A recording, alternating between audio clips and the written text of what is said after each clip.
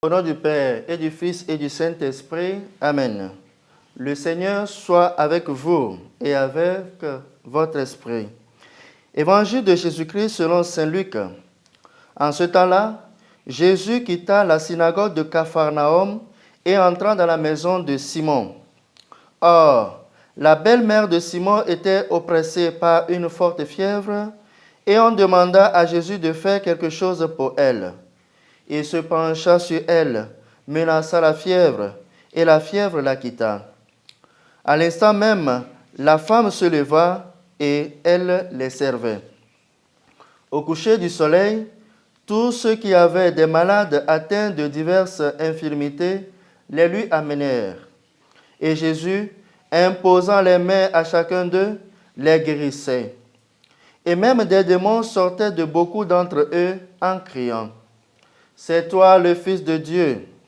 Mais Jésus les menaça et leur interdisait de parler parce qu'ils savaient, eux, que le Christ, c'était lui. Quand il fit jour, Jésus sortit et s'en alla dans un endroit désert. Les foules le cherchaient. Elles arrivèrent jusqu'à lui et elles le retenaient pour l'empêcher de les quitter. Mais il leur dit: aux autres villes aussi, il faut que j'annonce la bonne nouvelle du règne de Dieu, car c'est pour cela que j'ai été envoyé. Et il proclamait l'évangile dans les synagogues du pays des Juifs. Acclamons la parole de Dieu. Louange à toi, Seigneur Jésus. Chers frères et sœurs, nous sommes au mercredi 6 septembre 2023. Et le passage de ce jour nous présente l'activité messianique de Jésus. Et saint Luc, dans ce passage, présente Jésus principalement comme un guérisseur et un exorciste, tel que décrit dans la prophétie d'Isaïe: guérir les malades. Nous comprenons cette grande compassion que Jésus a envers le genre humain, pour tout homme et toute femme. Bannir toute forme de souffrance, tant corporelle que spirituelle, voilà le contenu de la bonne nouvelle que Jésus apporte à l'humanité. Jésus, après avoir guéri la belle-mère de Pierre, dérive et guérit les autres malades et possédés qui se présentent à lui.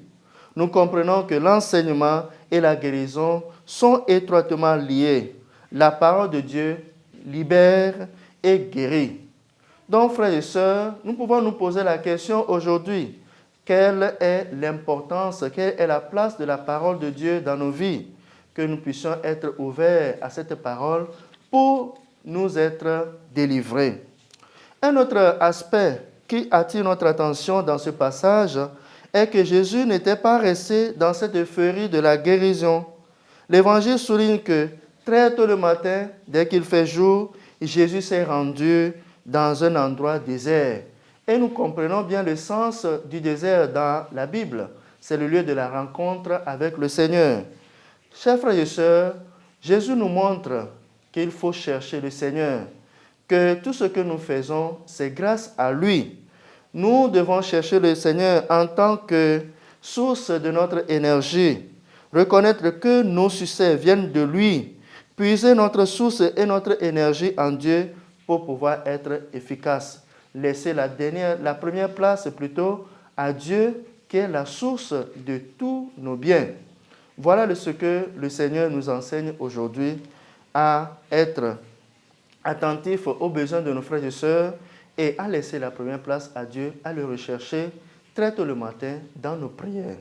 Que le Seigneur nous bénisse au nom du Père et du Fils et du Saint-Esprit. Amen.